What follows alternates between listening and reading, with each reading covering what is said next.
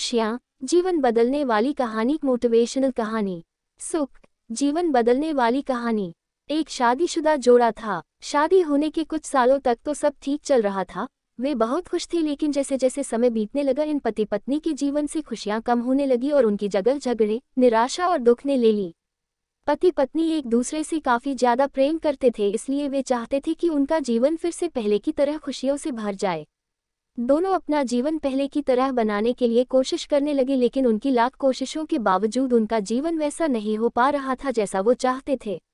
जब ज्यादा बड़ा बदलाव नहीं नजर आया तो दोनों ने अपने कुलगुरु के पास जाकर इस समस्या का समाधान पाने का निर्णय लिया।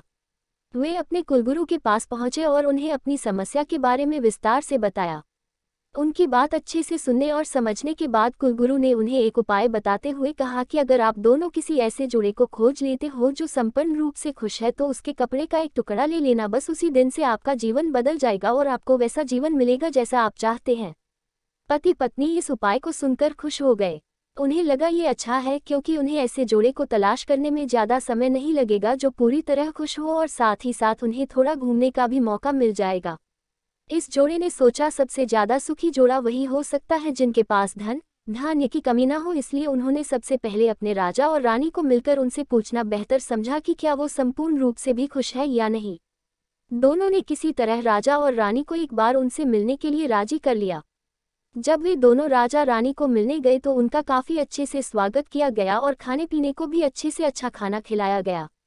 वे दोनों राजा रानी के साथ में बैठे थे, तब मौका देखकर उन्होंने राजा रानी से पूछ लिया कि क्या वो अपने जीवन में खुश है।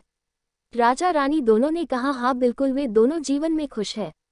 राजा रानी का जवाब सुनकर जोड़े को खुशी हुई, लेकिन फिर भी उन्होंने आगे बढ़कर पूछा क्या आप दोनों पूरी तरह से खुश हो। यह सवाल सुनकर राजा रानी के चेहरे पर थोड़ी सी उदासी छा गई। राजा ने कहा हालांकि भगवान ने हमें जीवन में हर वह वस्तु दी है जिसकी जरूरत होती है, या यूं कहूं कि जरूरत से ज्यादा ही दी है, लेकिन एक संतान सुख अब तक हमें नसीब नहीं हुआ। राजा का जवाब सुनकर जोड़े को पता चल गया कि वे संपूर्णतः सुखी नहीं है। उन्होंने अपना सफर आगे जारी रखा। उन्हें पता चला कि दूसरे राज्य में एक बहुत धनी सेठ है। इस सेठ के पास धन दौलत के साथ साथ बाल बच्चे भी थे, इसलिए उन्होंने उनसे जाकर पता करना चाहा कि क्या वह पुनर्तः सुखी है या नहीं। उनके घर पर 1-2 दिन रहने के बाद यही सवाल उनसे पूछने पर सेठ और सेठानी का कहना था कि सब कुछ होते हुए भी वो पूर्ण रूप से सुखी नहीं है, क्योंकि उनके 4-5 बच्चों को संभालने में उनका पूरा वक्त चला जाता है और उन्हें अपने जीवन में बाकी सुख भोगने के लिए समय ही नहीं बचता। पति पत्नी का जोड़ा वहां से भी निराश होकर निकला। वो अपने जान पहचान और अनजाने कई लोगों से मिले, पर अंत में उन्हें यही पता चला कि सबके जीवन में कोई न कोई ऐसी कुछ तो कमियां हैं जिनकी वजह से वो अपने आप को पुनर्तः सुखी नहीं समझते थे।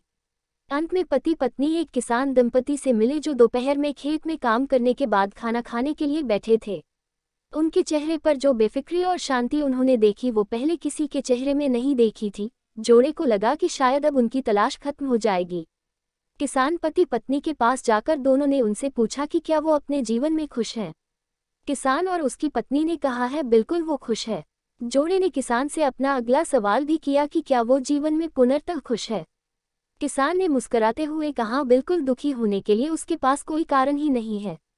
ऐसे ही हर तरह से सुखी दंपति की तलाश कर रहे जोड़े ने जब खुश होकर अपने सफर और कारण के बारे में बताते हुए किसान से उसके कपड़े का एक टुकड़ा मांगा, तब किसान चिंतित होकर बोला कि अगर उसके पास एक से ज्यादा कपड़े होते तो वो जरूर उन्हें अपना कपड़ा फाड़ कर दे देता। इसका यह मतलब था कि किसान भी पूरी तरह से खुश नहीं था, क्योंकि उसको चिंता थी कि अगर उसका कपड़ा फट गया तो अगले दिन क्या पहनेगा। अपनी खोज में पूरी तरह असफल हो चुके पति पत्नी को आखिरकार ये समझ में आ गया कि पुनर्तः सुखी और खुश इस संसार में कोई भी नहीं है। ये हमारे विचार ही होते हैं जो हमें किसी वस्तु को लेकर सुखी या दुखी, खुश या नाखुश करते हैं।